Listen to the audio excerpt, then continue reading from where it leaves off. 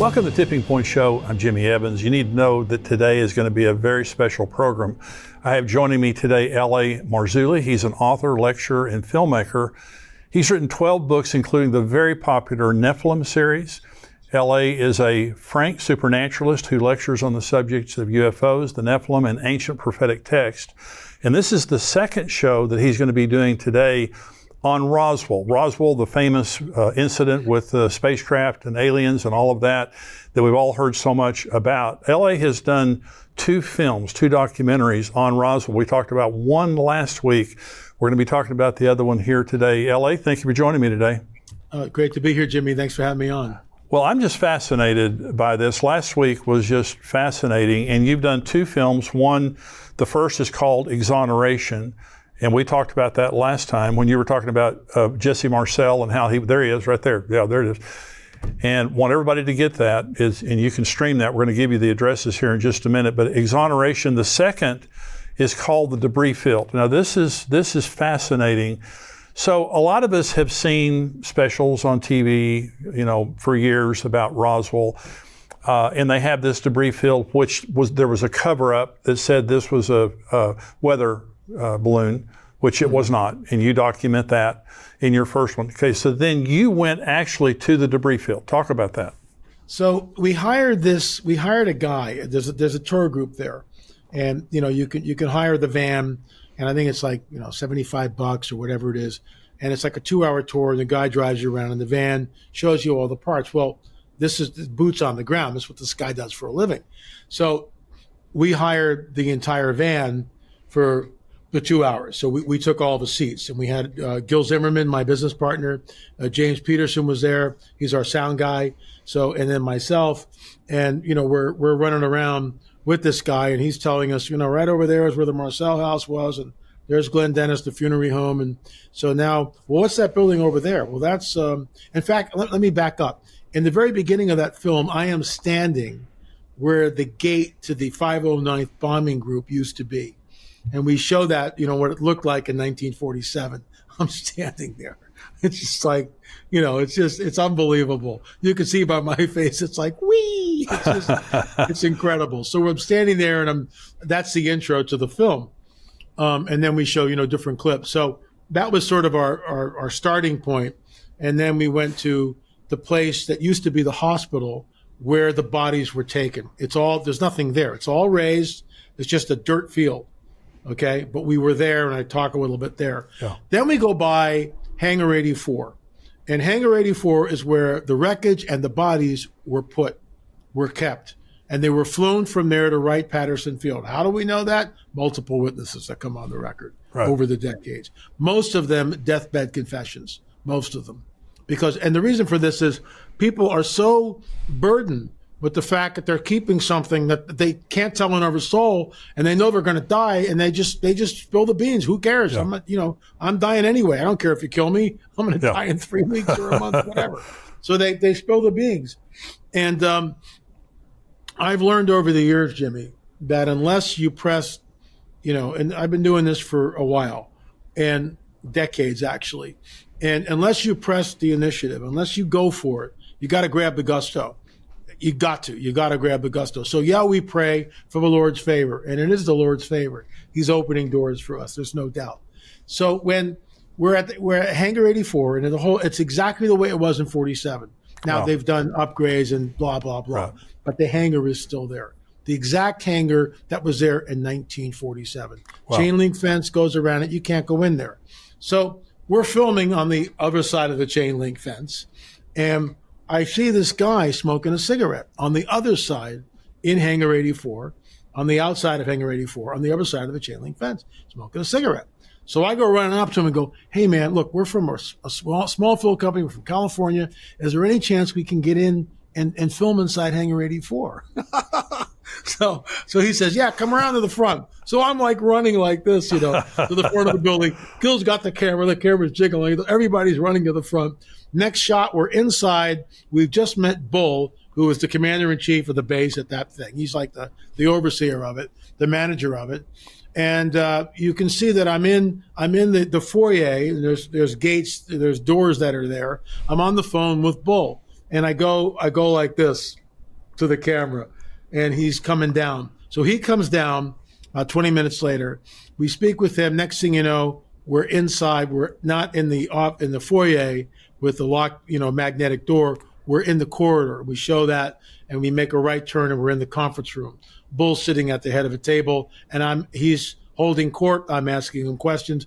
All that's in the film. And then I go, hey, Wow. Can we take a look inside the hangar? He goes, sure, come on. It's like, so we walk in the hangar 84, and I'm like this. I'm just like, I'm like a kid in a candy store, because I've seen Hangar 84 since I was a kid in other documentaries. Here we are, and there's a huge plane in there. They're dismantling it and they're doing all this stuff.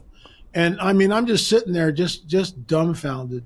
We're in Hangar 84, and this is where the wreckage was taken. How do we know? Walter G. Haught, in a deathbed affidavit, an affidavit that he did legally, with people present, witnesses present, that wasn't going to be opened up until the time of his death. After that, it became public. You can go on the internet and just type in Walter Haught, Haut, deathbed affidavit. It will come right up. You can read it for yourself. Haught is in Hangar 84. The wreckage is there. The disc is there. The bodies are under a tarp. Bo, who's the manager of the commander of Hangar 84, took us into the back room. In the back room, he said, well, there's legend and lore that this is where the autopsies may have been performed. It's a very small room. It's possible, but we don't know. Then we've got Colonel Hill. When we talked about this last time, Colonel Hill was OSS, forerunner of the CIA. His deathbed confession stated that in 1947, he was flown to Roswell, New Mexico. He was an interrogator to try to communicate with the one entity that was still alive. He could not communicate with it. Then we've got nurses that disappeared. We've got Glenn Dennis with the small coffins. I mean, the list just goes on and on and on. Jesse Marcel Sr., who we talked about, never saw the bodies, but other people did. Walter G. Haught stated in a deathbed affidavit that he saw the bodies. Colonel Hill, deathbed confession, stated on the record to Jim and Carolyn Rankin, who were sort of end-of-life caregivers for Colonel Hill. And he got to know them. Carolyn would go in and speak with him like every day. That's what she did. And then sell off his possessions and give the money to wherever, he wanted to bequeath it to. So what's interesting about this is that, Colonel Hill, a month before he passed away, spilled the beans to Carolyn and said, yeah, I was flown there. I tried to communicate with the entity. It had 6 fingers, unlike we do, not 5. It had 6 fingers. And it's a deathbed confession from Colonel Hill. So he's flown, he's seen it. Then we have, again, on the record, a woman that was her husband was in the hospital. A woman comes in and she's elderly. I was stationed at Roswell. I got right there. I was there right after the incident. The other nurses were shipped off to a convent. I mean, the story, the cover up just goes like this. But they can't keep the lid on it forever, because witnesses in deathbed confessions come up and they tell the story. So we know that the wreckage was stored in Hangar 84. We know that an airplane pilot who also came on the record, deathbed confession, flew the material to Wright-Patterson Field. This is not in the film, but I had a man or a woman come up to me who was active at Wright-Patterson Field. They were active, and they told me there is one hangar there that is guarded 24/7, and you can smell the formaldehyde when you get near it. Oh, wow. And obviously it goes down. The hangar is just above the surface. This thing goes down into the ground. Wow. And, it's just, they can't keep the kibosh on it forever. Right. And this is why in 2017, when Commander David Fravor came on the record on Tucker Carlson's show and stated that whatever this was not of this earth. Why would he say that? And we've had numerous people come out, but then you've got Admiral Ryder who's come, nothing to see here. It's all, we can explain everything away. So you've got this push and pull. But then you've got David Grush, whistleblower in Congress. Whatever this was we recovered craft, which is not from this earth, and we recovered non-human biologics. So what are we to do with that? So, we were there. We went to the Roswell Museum. We interviewed Frank Kimbler and Dennis Balthazar. Both of these guys are ufologists. It was great to interview Dennis Balthazar, because I've seen his interviews, and he's done he lectures at the Roswell Museum, I think, once a month. So you can check him out there. But he's also in our film. And, he talks about just all the nonsense and the cover story, the weather balloon story, which is just total nonsense at this point. So Frank Kimbler has gone out to that field numerous times, to the debris field. He knows where it is. He's gone out there. He spent a lot of time with a metal detector. So just so you know, the powers that be have taken nails like this and spiked the field. They've gone in and put these into the field, in the debris field number 1. This is actually from a debris field. Wow. Just to throw off your metal detector. Just to throw off your metal detector. Yeah. And so they spiked the field. But they didn't do all the field. And Frank Kimbler knows where to go. So Gil Zimmerman, my business partner, and the co-producer, co-director of the films that we've been working on, and Jim Peterson, he's a real prayer warrior and our sound man. We're in the debris field. And before I tell you what happened, to get to the debris field, we drive about 45 minutes to an hour outside of Roswell. It's a 4-lane modern freeway. But back in 47, it's a 2-lane road. Right. Okay, so it's a whole different deal. So we're driving on a 4-lane freeway. We show this in the film, and we make a left turn after about an hour. Now we're on a 2-lane country road. No houses, or there's just a few ranches, lots of cattle, barbed wire fences. We're on that for 35 minutes, 40 minutes.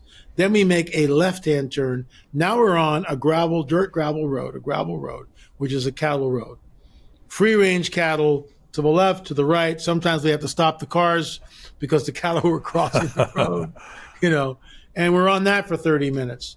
Then Frank Kimbler, our guide, and he's been out to the field numerous times. He opens up a cattle gate and we go out.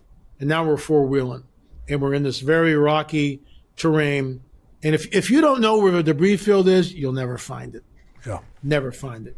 It is in the middle of nowhere. And Jesse Marcel Sr., we showed this clip. He said, unless you had a guide, I never would have found it. And that's exactly it. Because everything looks exactly the same there. Unless you know where you're going, you'll never get there. Finally, we are on top of this high place, and we stop the vehicles, and Frank goes, there it is. It's off to our right, and we walk down to it, and then we're standing in the debris field. We filmed in the debris field. We flew the drone in the debris field. During a month before, I was reading Psalm 121. The Lord has me memorize certain scripture. I look to the mountains, where does my help come from? My help comes from you, maker of heaven and earth. He will not let you fall. Your guardian will not rest or fall asleep. Indeed, the guardian of L.A. Marzulli will not rest or fall asleep. The Lord is my guardian. The Lord is a shade over my right hand. The sun will not beat down upon me by day, or the moon by night. The Lord guards my life. The Lord guards me from every evil. The Lord guards me as I come and as I go. So I'm playing that in my head, right?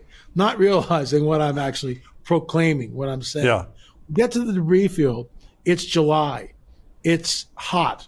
It's 95 degrees. Wow. It's supposed to be, a real scorcher, as they say in the Northeast, in Boston. It's a real scorcher here. So we're in the debris field, and we show this in the film. Gil flies the drone.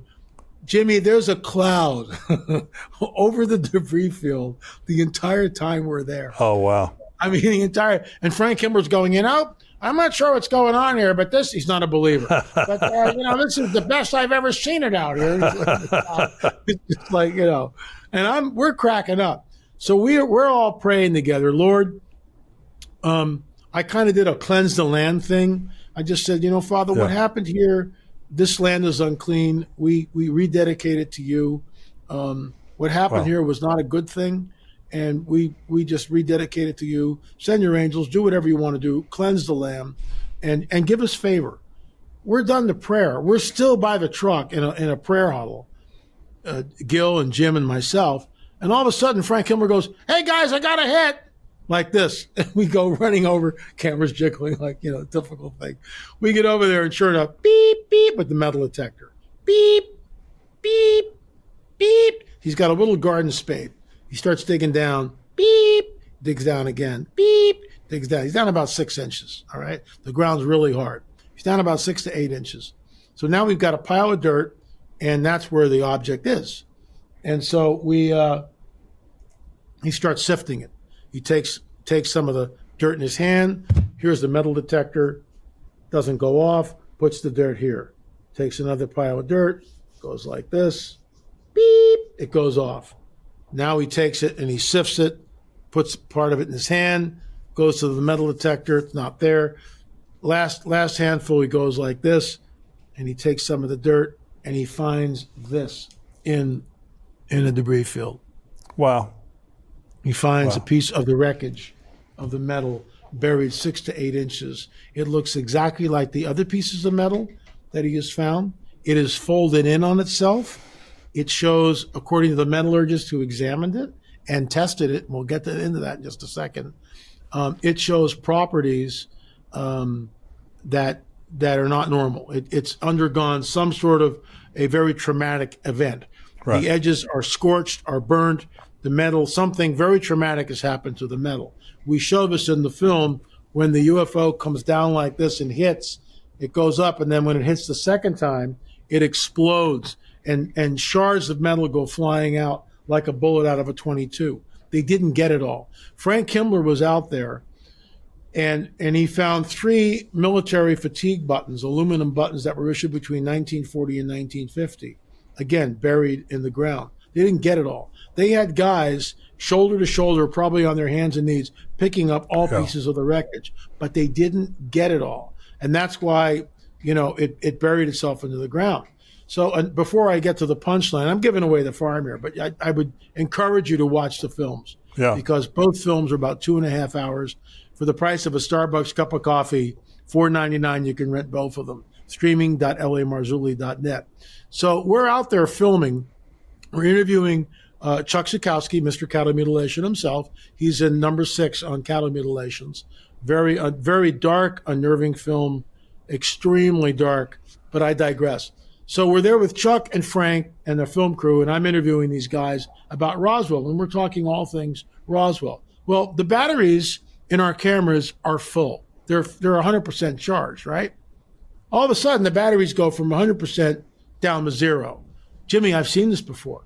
Down in Silistani, near Lake Titicaca in Peru and Bolivia border, right? We're at Silistani, these huge towers. Chase Klotsky, who's a ufologist, had all these gadgetries, Gauss meters and all this stuff, fully charged batteries. She walks into one of the circle ruins, just the foundation.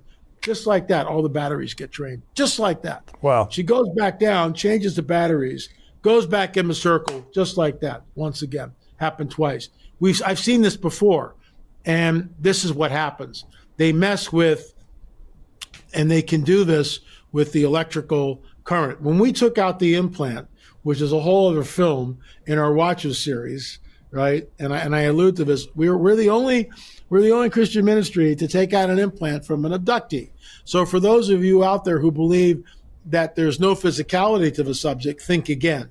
That's why we're out in the field. This guy was abducted. He was implanted when he was 5 years old, and we removed the implant. That's a whole other show, Jimmy. And I've seen that. It's fascinating. Yeah. I saw that. Yeah. And we go in there to take out the implant, and we can't find it. Where 2 weeks prior to that, our Dr. Matriciani took the ultrasound wand and was going like this and found it within a minute. Found it instantly. Oh, there's the implant. We'll see in 2 weeks. We'll take it out. For an hour and 20 minutes, we can't find the implant. Holy Spirit taps me on the shoulder. LA, you need to take authority over this and do it now. See, we have authority as believers. That's right. If we're in a situation with a bunch of unbelievers, we don't ask permission. We just do what we need to do. The Holy Spirit just told me, take authority, and I did. And I said, okay, I'm in a room full of non-believers, except for my late business partner, Richard Shaw. And I go, this is going to sound weird, but I'm going to pray, and I'm going to do it now. I did not ask their permission. I don't need their permission. I just prayed. Father, if there are forces that are cloaking this device, I pray that you would break that force and do it soon. Jimmy, in less than a minute, the implant appears on the ultrasound machine monitor. That's amazing. It comes from way back here like this. And everybody goes, what's that? And Dr. Matriciani goes, that's the implant. And then he proceeds to take his ultrasound wand and go like this and tap in and look at it, trying to figure out, why is it working now? We know why it's working now. You bet. And this is what they do. They can mess with the electrical grid, which is often why you see UFOs over wires, high tension wires. They get the energy from this in some way, shape, or form, and we don't have all the information on that. But so all the batteries were drained in the debris field. So, Frank Kimball's out there. He finds the piece of metal, which I showed you, just like that. Right. And we found 2 pieces of metal. He says, we've never found 2 pieces. It's the first time in 12 years since any of this is on film. It's on film. I'm boasting. We're the only Christian ministry to actually go to the debris field and find pieces of the wreckage after 76 years, 77 years. And the metal was tested at 2 independent labs. Both metallurgists said, whatever this is, first of all, it's not an exact match. So we have nothing that matches this material exactly. But the metal is closest to an aluminum alloy, the 7000 series, but the isotopic ratio is not the same. It's not an exact match, but it's as close as we have it. Here's where it gets interesting. That metal was not invented till 1953. Wow. Roswell happened in 1947. What's that little fragment doing in the debris field? What's it doing there, folks? Yeah. Buried 6 to 8 inches below the ground. And the isotopic ratios are not the same. It's from this. Yeah. Craft not from this world. That's what it's from. Thank you for joining us. If you're a subscriber to endtimes.com, thank you. If you're not, go to endtimes.com, $7 a month. You get the entire Tipping Point show without commercials, plus all the other podcasts we do, all the other articles we have. We have breaking news to keep you up to date with everything happening around the world. $7 a month, it's a bargain. You can't find a better bargain than that for the information that we give about the things that are happening in the world.